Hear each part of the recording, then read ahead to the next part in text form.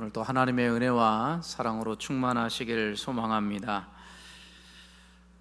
오늘 말씀은 딱 한 절만 보겠는데요, 그 한 절 안에서도 전반부만 보도록 하겠습니다. 사랑은 오래 참고 사랑은 온유하며, 두 표현을 오늘 살펴보도록 하겠습니다.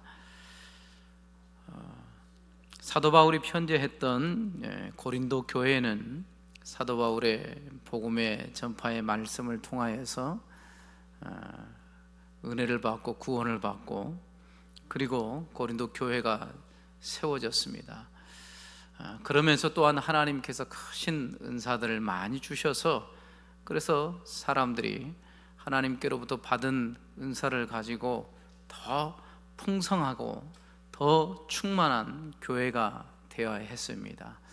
그런데 시간이 지나고 나서 보니까 하나님께서 주신 이 은사를 가지고 서로 누구 은사가 더 크냐, 어떤 은사가 더 낫냐, 이렇게 상대적으로 누가 높은지 누가 낮은지 하나님께서 주신 은사로 풍성하고 충만케 했어야 되는데, 주신 그 선물인 은사를 가지고 서로 갈등하고 또 싸우고 또 누가 먼저냐, 이런 식으로 교회 안에 그 주신 은사로 말미암아 아주 무질서하게 되는 그런 혼란스러운 일들이 일어나게 되었습니다.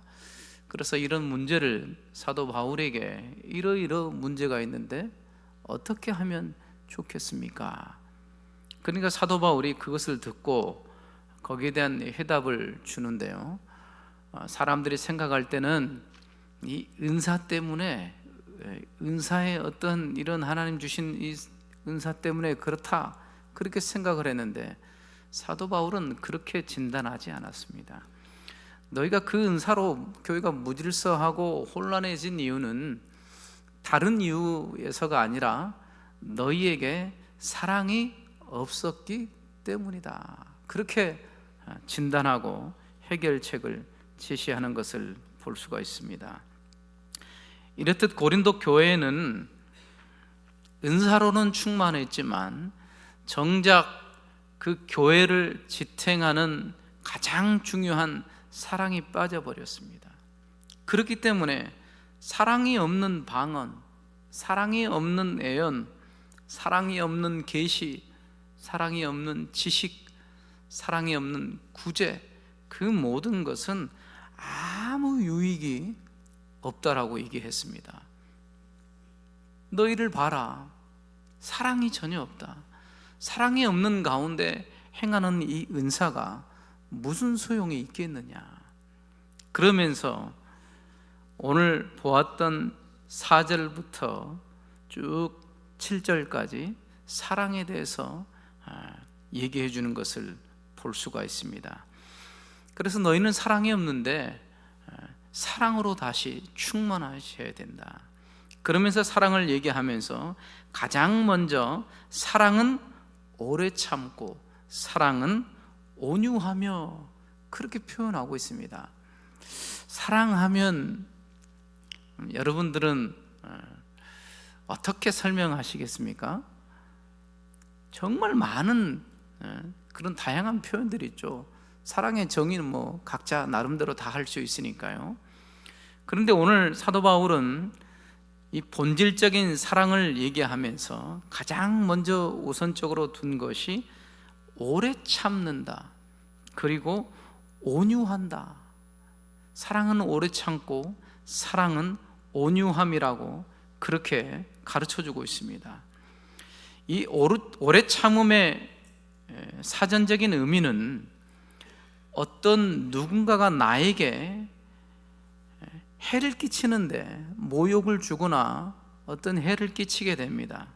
그렇지만 그 사람에게 복수하지 않고 견디어낸다는 뜻이 있습니다. 그래서 절대로 안갚음하지 않는다, 그것이 오래 참음입니다. 그리고 온유함의 의미는 다른 사람에게 도움이 된다, 유용하게 하다, 혹은 친절하게 하다, 배려한다, 그런 뜻이 있습니다. 즉 마음에 있는 사랑의 성향이 다른 사람들을 향해 나타나는 친절과 자비를 온유함이라고 그렇게 명명합니다. 그래서 이 오래 참음과 온유함은 함께 갑니다. 함께 나타나요. 그래서 누군가가 우리 자신에게 해코지를 한든가 모욕을 준다든가 손해를 끼친다든가 하면 거기에 대해서 복수하지 않고 견뎌낼 뿐만 아니라 그렇게 했던 사람에게 친절을 베푸는 거예요. 그것이 오래 참음과 온유함이라고 얘기합니다. 이렇게 설명해 볼 때 과연 누가 이 사랑인 오래 참고 온유함으로 대할 수 있을까? 여러분들 그렇게 할 수 있습니까? 베드로 사도도 예수님께 이렇게 묻지 않았습니까? 주님, 제가 언제까지 사람들을 용서해야 됩니까? 그렇게 얘기하니까 예수님이 어떻게 말씀하십니까? 70번씩 7번이라도 그렇게 하라. 용서하고 사랑해 주라. 누가 그렇게 합니까? 우리는 그렇게 할 수가 없습니다. 그렇기 때문에 이것을 보면 지금 사도 바울이 말하는 이 사랑에 대해서 정의하면서 사랑은 오래 참고 사랑은 온유하다는 그러한 표현을 쓰는데, 이것은 우리 안에 있는 그 사랑을 말하지 않습니다. 보통 사람들이 오래 참아야지, 온유해야 되지, 그러면 내가 나에게 있는 사랑을 조금 더 추가하고 보태서 그렇게 하면 되겠구나, 그렇게 생각하라고 하시게 되면 된가요? 안 된가요? 100% 실패합니다. 할 수가 없습니다. 어느 정도 한계선까지는 할 수 있어요. 참고 기다릴 수 있습니다. 그러나 본인의 한계선을 넘어버리면 폭발할 수밖에 없어요. 안 되는 겁니다. 친절을 베풀 수가 있습니까? 나에게서 계속 모욕을 주고 그리고 또 나에게 손해를 끼치는데 언제까지 친절을 베풀 수 있겠습니까?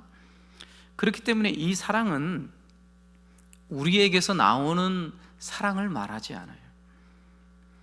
그러면 여기서 말하는 사도 바울의 이 사랑은 어떤 개념입니까? 이 사랑은 우리의 이 인간적인 사랑을 말하는 것이 아니라 하나님 사랑을 얘기합니다.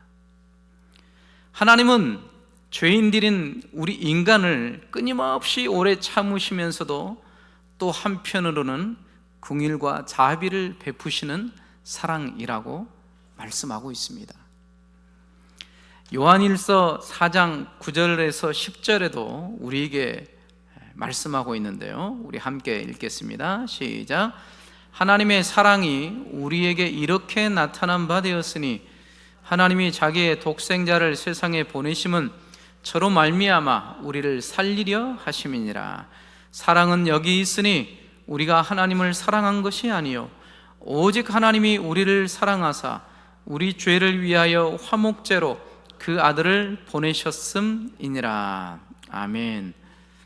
이 본문의 말씀에서는 하나님의 사랑을 얘기합니다. 이 땅 가운데 얼마나 많은 사랑이 있습니까? 사랑이 넘쳐나요. 사랑을 다 노래합니다. 사랑을 다 표현해요. 그러나 이 땅에 존재하는 사랑을 말하지 않습니다. 하나님의 사랑을 얘기합니다.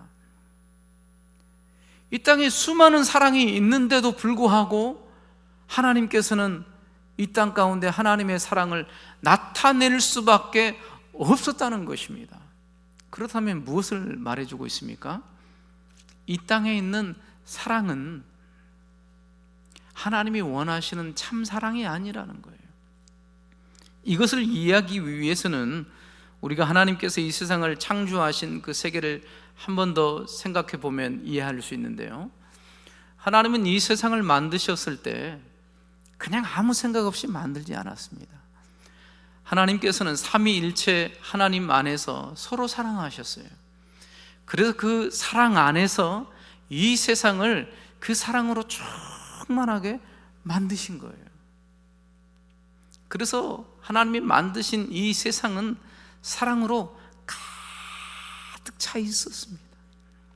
풀 한 포기부터 나무에 이르기까지, 날아가는 새에 이르기까지 모든 만물이 하나님의 그 사랑 안에서 충만하게 창조되었기 때문에 그 사랑으로 가득 찼던 거예요. 그리고 그 중심에는 하나님께서 인간을 두신 것이죠. 아담이 홀로 있어서 독초하는 것이 좋지 않게 보여서 하나님께서 아담을 잠들게 하시고, 그리고 아담의 갈비뼈를 떼어서 하와를 만들게 되죠. 하와를 탁 만들어서 잠들어 있던 아담에게로 그렇게 딱 하나님께서 이끌어 오십니다. 그때 아담이 하와에게 어떻게 고백하죠? 어떻게 고백합니까? 이는 내 뼈 중에 뼈요 살 중에 살이라. 이게 무슨 소리입니까? 최고의 사랑이라는 거예요. 최고의 사랑에 고백을 한 거예요. 처음 봤을 때부터 이는 내 뼈 중에 뼈요 살 중에 살이라. 이 고백은 아담과 하와가 서로 사랑해서 가정을 이룬다는 그런 개념도 있지만, 하나님의 이 계획 안에는 이 땅 가운데 아직 태어나지 않았지만 앞으로 태어날 모든 인류의 인간들이 이렇게 고백하고 이런 사랑 안에 거하기를 원하셨어요. 그래서 아담과 하와 밑으로 해서 후손들이 태어나면 태어날 때마다 너는 내 뼈 중에 뼈요 살 중에 살이라, 너는 내 뼈 중에 뼈요 살 중에 살이라, 만나는 사람들마다 그렇게 고백하도록 하신 거예요. 그래서 사랑으로 충만하게 하신 거죠. 그래서 하나님의 사랑 안에 충만하기 때문에 인간은 그 하나님이 주신 그 사랑 안에서 충만할 뿐만 아니라 서로 똑같이 이는 내 뼈 중에 뼈요 살 중에 살이라 그 고백함으로 인해서 또 사랑을 더 깊이 경험하게 되고, 그 사랑 안에서 하나님의 사랑을 더 깊이 깨달으면서 하나님을 높이고 사랑으로 충만하신 그 하나님을 찬양하게 됐던 것이죠. 하나님께서 원래 이런 계획과 의도로 이 세상을 만드신 거예요.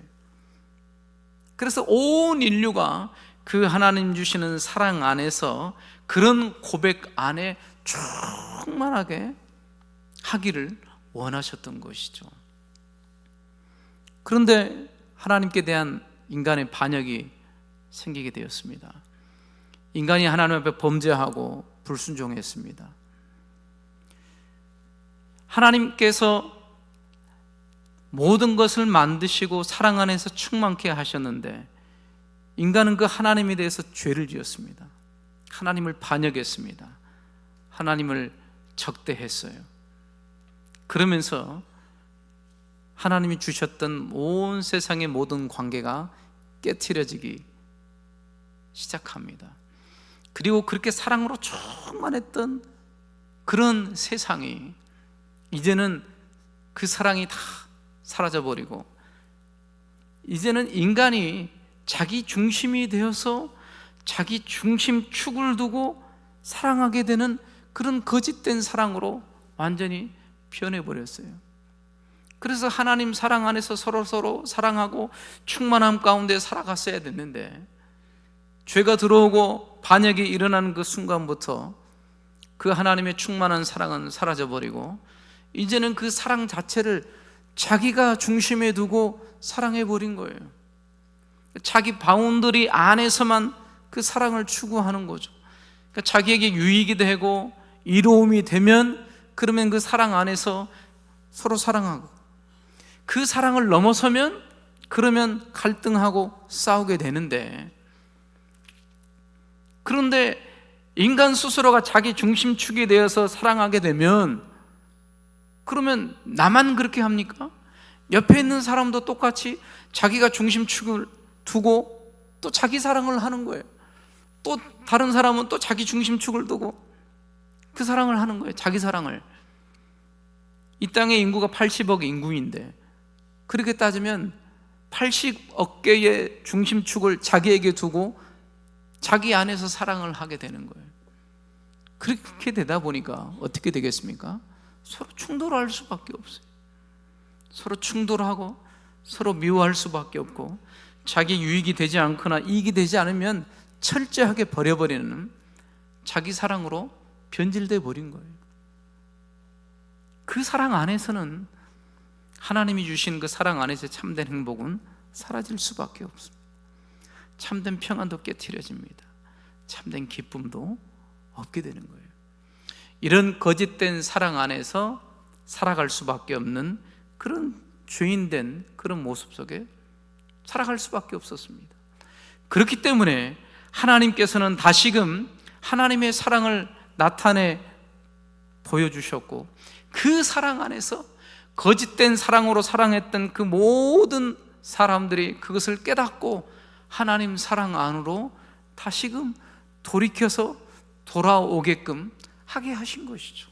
이것이 하나님의 사랑이었고, 하나님께서는 자기 독생자 예수 그리스도를 이 땅에 보내셔서 자기 중심축에서 사랑했던 그 모든 거짓된 사랑을 벗어버리고 참 사랑이신 하나님께로 돌아와서 그 사랑 안에서 참된 회복을 누리고 참된 평안을 누리고 행복한 삶을 살 수 있도록 하나님께서 그렇게 행하셨던 것이죠. 그래서 이 사도 바울이 그 하나님의 사랑을 깊이 체험하고 깨닫고 바뀌게 된 겁니다. 디모데전서 1장 13절에서 16절에서는 사도 바울이 이렇게 고백하고 있습니다. 우리 함께 읽겠습니다. 내가 전에는 회방자요 핍박자요 포행자이었으나 도리어 긍휼을 입은 것은 내가 믿지 아니할 때에 알지 못하고 행하였음이라. 우리 주의 은혜가 그리스도 예수 안에 있는 믿음과 사랑과 함께 넘치도록 풍성하였도다. 미쁘다 모든 사람이 받을 만한 이 말이여, 그리스도 예수께서 죄인을 구원하시려고 세상에 임하셨다 하였도다. 죄인 중에 내가 개순이라.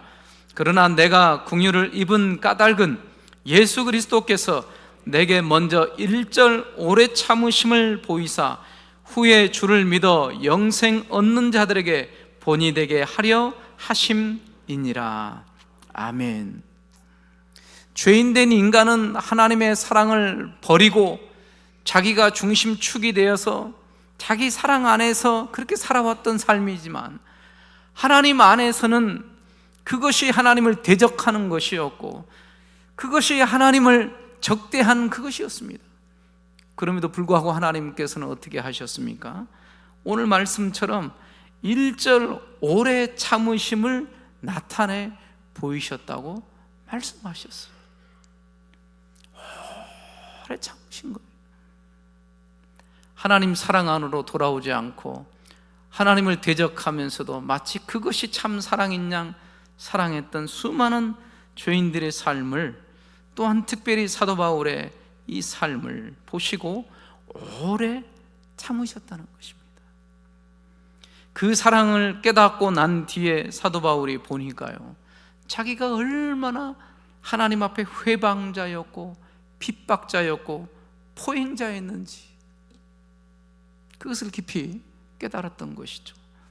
그러나 그 사랑 앞에 깨닫지 못했을 때는 그것이 얼마나 하나님을 대적하는 것이었는데도 불구하고 그것도 알지 못하고 마치 그렇게 살아가는 삶 자체가 진리이고 그것이 합당한 삶인 줄 그렇게 생각하고 줄곧 그렇게 내달아친 거예요.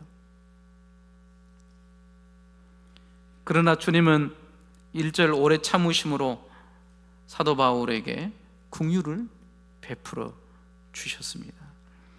만약 오래 참으시지 않고 긍휼을 베푸시지 않았다면 사도 바울도 그 자기 중심의 사랑 안에서 죽을 수밖에 없었을 것입니다. 그럼에도 불구하고 우리 주님은 그 사도 바울을 여전히 오래 참으셔서 기다리시고 돌아온 탕자를 기다리는 아버지의 마음처럼 기다리시고 오래 참으셔서 그 하나님 사랑 안으로 이 바울을 탁 품으시는 것을 볼 수가 있습니다. 사도행전 9장 1절에서 5절을 보시면 사울을 주님께서 만나는 장면인데요, 이 말씀을 함께 우리 읽도록 하겠습니다. 사울이 주의 제자들을 대하여 여전히 위협과 살기가 등등하여 대제사장에게 가서 다메섹 여러 회당에 갈 공문을 청하니, 이는 만일 그 돌을 쫓는 사람을 만나면 물은 남녀하고 결박하여 예루살렘으로 잡아오려 함이라. 사울이 행하여 다메섹에 가까이 가더니 호련히 하늘로서 빛이 저를 둘러 비추는지라. 땅에 엎드려져 들음에 소리가 있어 가로되 사울아 사울아 네가 어찌하여 나를 핍박하느냐 하시거늘, 대답하되 주여 니시오니까 가라사대 나는 네가 핍박하는 예수라. 아멘. 사울아 사울아 네가 어찌하여 나를 핍박하느냐. 자기의 중심축을 두고 사랑해왔던 그 모든 삶이 주님께서 보셨을 때는 주님을 핍박하는 거였어요. 주님께 고통을 주는 것이었고, 주님을 대적하는 것이었고, 주님을 원수처럼 행했던 그런 삶이었던 것이죠. 그런데도 사도 바울은 그것을 모르고 그것이 마치 정당한 것이냐 그렇게 해왔던 것이죠. 여전히 위협과 살기로 등등하여서 예수 그리스도를 믿는 신자들을 잡아다가 예루살렘으로 잡아오려는 그런 계획 속에서 다메섹으로 얼마나 힘차게 달려갔겠습니까? 그런데 주님은 오래 참으신 거예요. 얼마나 많이 핍박하고 핍박하는데도 불구하고 주님은 참으셨다가 드디어 온유함으로 그 자비하심을 드러내 보이십니다. 종호의 빛과 같이 사울에게 나타내셔서 네가 왜 나를 핍박했느냐. 그럼에도 불구하고 누구인지를 모릅니다. 그러니까 그 사울에게 가르쳐 줍니다. 나는 네가 핍박하는 예수라. 그가 그렇게 했던 삶이 예수님을 핍박했던 그런 것인지도 모르고 그렇게 살아왔던 거예요. 그러나 우리 주님은 오래 참으시고 온유하심으로 그 바울을 만나시고, 그리고 그 바울의 삶을 변화시키십니다. 변화시켰던 것보다는 그 거짓된 사랑 안에서 다시금 참 사랑이신 하나님 사랑의 품 안으로 들어오게 하신 것이죠. 이게 놀라운 하나님의 자비와 사랑이십니다. 그 사랑 앞에 꼬꾸라지고 그 사랑을 받는 그 순간 자기가 얼마나 무지했고 얼마나 하나님을 대적하는 그러한 핍박자였음을 깊이 깨달았던 것이죠. 그래서 지금까지 자기 중심적인 사랑 안에서 행했던 모든 것이 얼마나 악했는지 그것을 깊이 깨닫고 참 사랑이신 하나님 사랑 안에서 꼬꾸라졌던 거예요. 그래서 그 하나님의 사랑과 자비하심을 노래하고 있는 겁니다. 그래서 오늘 사도 바울이 사랑은 오래 참고 사랑은 온유하며 왜 이것을 처음과 두 번에 뒀을까? 바로 본인의 깊은 하나님 사랑 안에서의 경험 안에서 우러나오는 거예요. 우리에게도 마찬가지입니다. 우리가 예수 그리스도를 믿지 않았을 때 우리는 어떠했습니까? 여전히 사도 바울처럼, 물론 사도 바울과 같은 그런 죄는 아니지만 무수한 죄 가운데 내가 마치 이 세상의 중심인 양 그렇게 내가 그렇게 살아왔고, 나를 사랑하는 그 사랑의 욕심과 이기적인 욕망으로 그렇게 살아왔습니다. 그러나 그것이 얼마나 하나님을 대적하고 그리고 또 하나님의 또한 거스름이었는지를 깨닫지 못하고 살아왔던 거죠. 그러나 하나님께서는 우리를 똑같이 받아주시고 오래 참으셔서 그 사랑으로 품으셨던 것을 볼 수가 있습니다. 그래서 그 하나님의 놀라우신 사랑 안에 거할 때만이, 그때만이 그 진정한 사랑을 깨닫게 되고 드디어 그 사랑 안에서 다른 사람에게 오래 참을 수 있다는 것입니다. 만약 여러분들에게 여전히 여러분들 마음속에 도저히 용서할 수 없는 사람이 있습니까? 내가 저 사람을 어떻게 했는데 어떻게 나에게 그런 대우를 할 수가 있어? 혹시 미워하는 사람들이 있습니까? 주님은 물으십니다. 너는 저 사람보다 훨씬 나에게 더 많이 그렇게 했다. 우리는 더 그렇게 했을 겁니다. 우리는 하나님의 사랑 안에서, 그 사랑 안에서 거듭나고 회복되어서 하나님 자녀로서 그렇게 살아가게 했지만, 하나님의 사랑을 깨닫고 난 이후부터도 우리는 어땠습니까? 그 사랑 안에서 온전히 거하였습니까? 그 사랑 안에서 더욱더 그 사랑을 나타내며 살았습니까? 우리는 전혀 그렇지 못했습니다. 때로는 그 사랑을 또 잊어버리고 마치 사랑을 받지 않는 양, 또 자기 중심적인 사랑으로 다른 사람들을 어렵게 했고 상처를 주었고 힘들게 하였고, 그 하나님의 사랑 안에서 거하지 못했던 우리의 불순종과 죄를 낱낱이 만약에 세어본다면, 그러면 끝도 갓도 없습니다. 그런데도 불구하고 우리는 우리에게 해코지하고 우리에게 모욕을 줬던 그 사람들에 대해서 어떻습니까? 주님의 마음처럼 그렇게 바라보고 있습니까? 우리의 육신의 본성상 우리는 오래 참을 수 없습니다. 우리는 온유하며 자비를 베풀고 친절을 베풀 수 없습니다. 오직 그 사랑 안에서, 하나님의 놀라운 사랑 안에서 깊이 깨닫고 사랑 안에 온전히 잠겼을 때 참되게 다른 사람을 향하여서 오래 참을 수 있는 것이죠. 육신의 본성으로 우리가 어떻게 오래 참을 수 있겠습니까? 예수님께서도 이렇게 말씀하십니다. 마태복음 11장 29절을 우리 함께 같이 읽겠습니다. 나는 마음이 온유하고 겸손하니 나의 멍에를 베고 내게 배우라. 그러면 너희 마음이 쉼을 얻으리니. 아멘. 우리 주님께서는 말씀하십니다. 나는 마음이 온유하고 겸손하니 나의 멍에를 베고 내게 배우라. 우리에게는 오래 참음이 없어요. 우리에게는 온유할 수 없습니다. 그런 사랑의 마음이 없어요. 그럴 때마다 어떻게 해야 됩니까? 십자가에 달리신 그 예수 그리스도 앞에 다시금 나아가서 그분 앞에서 우리가 배워야 된다는 거예요. 우리를 어떻게 사랑하셨는지, 우리를 어떻게 오래 참고 기다리셨는지,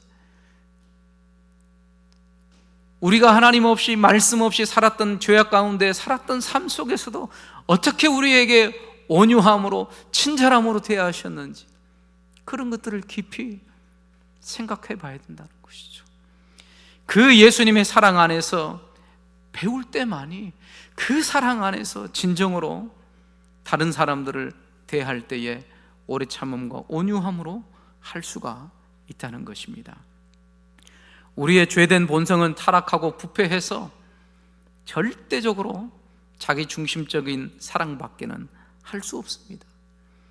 그래서 그 중심의 사랑에서 벗어나면 사랑할 수도 없고 사랑할 이유도 없고 또한 다른 사람과 더불어서 대적할 수밖에 없는 그러한 우리일 것입니다. 결국 하나님의 사랑을 경험한 사람들이 진정으로 사랑하고 오래 참고 온유할 수 있다는 것입니다. 그래서 그 사랑 안에서 우리 주님은 다시금 우리에게 말씀합니다. 마태복음 5장 44절을 우리 함께 같이 읽겠습니다. 나는 너희에게 이르노니 너희 원수를 사랑하며 너희를 핍박하는 자를 위하여 기도하라. 아멘. 우리가 어떻게 원수를 사랑해요? 핍박하는 자를 위해서 어떻게 온 마음으로 중심을 다해서 기도할 수 있겠습니까? 우리는 그럴 수 없습니다. 우리의 본성상 우리의 원수를 때려잡아야 돼요. 그래야 속이 시원해요. 우리를 핍박하는 자를 놓고 똑같이 대갚아줘야 돼요. 우리는 그런 사랑이 없습니다. 그러나 주님께서는 왜 이러한 명령을 우리에게 말씀하십니까? 우리에게는 이미 하나님께서 주신 그 사랑이 있기 때문입니다. 그 사랑 안에서만이 진정으로 원수를 사랑하고 핍박하는 자를 위해서 기도할 수 있다라는 것이죠. 그래서 결국 그 하나님의 사랑을 깨닫고 충만해질 때 정말 비로소 다른 사람을 향해서 이는 내 뼈 중에 뼈요 살 중에 살이라, 하나님께서 하나님의 사람들을 통해서 다시금 그 사랑을 회복하시기를 원하신다는 겁니다. 그러기 위해서는 그 하나님의 사랑으로 충만해야 돼요. 만약에 우리 마음속 안에 깊은 우리의 속사람 안에 하나님의 사랑으로 뜨겁지 못하고 하나님의 사랑으로 감격하지 못하고 그 사랑의 충만함 가운데 우리가 여전히 그 은혜 가운데 잠기지 못하고 눈물을 흘리지 못하면 우리는 사랑할 수 없습니다.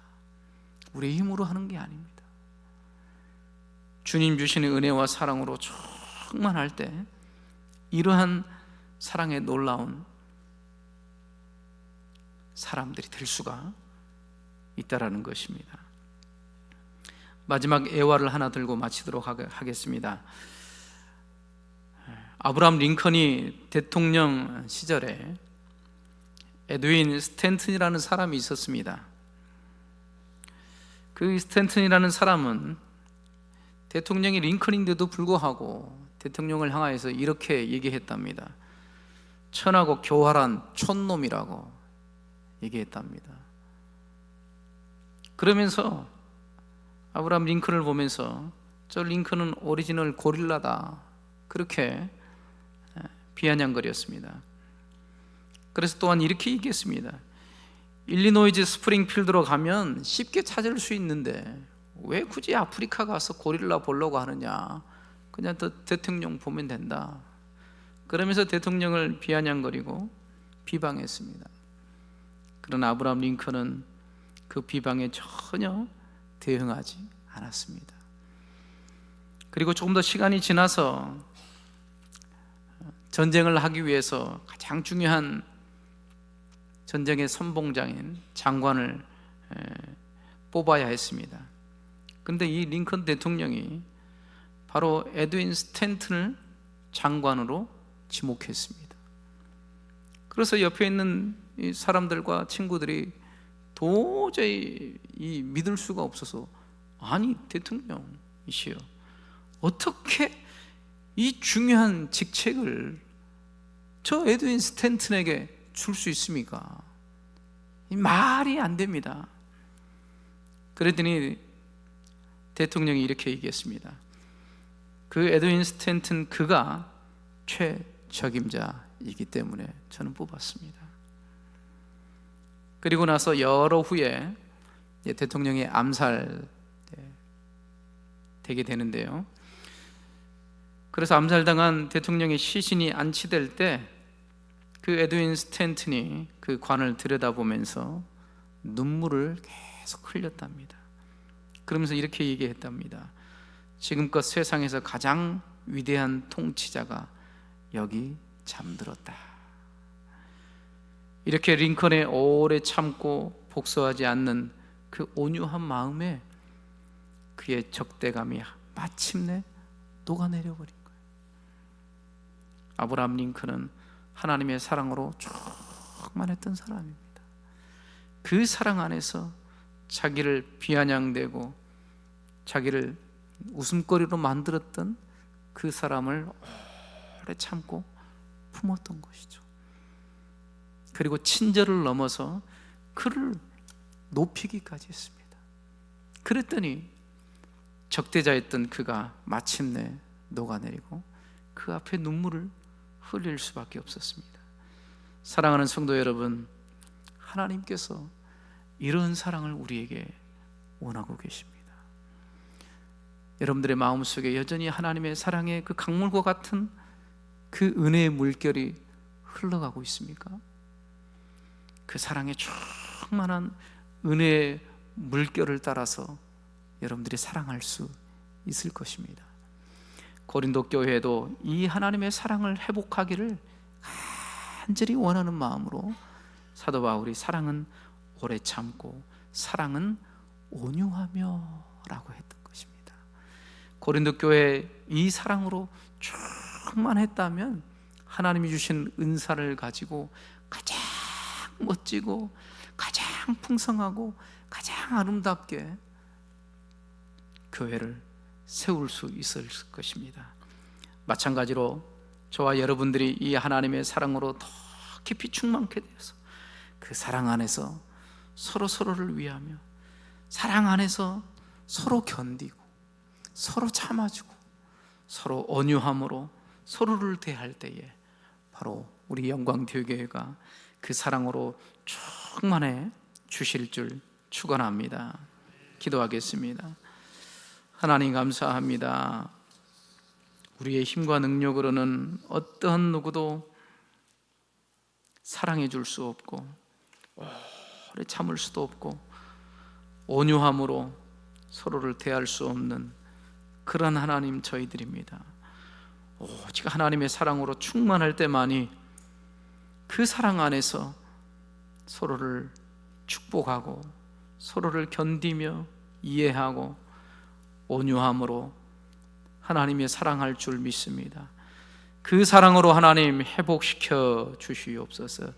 그 사랑으로 충만케 하여 주셔서 만나는 사람들에게 그 놀라우신 하나님의 자비하심과 오래 참으심의 그 귀한 사랑을 베풀게 하시고 그 사랑 안에서 충만한 하나님 사랑으로 가득한 교회 공동체가 될 수 있도록 하나님 은혜를 내려 주시옵소서.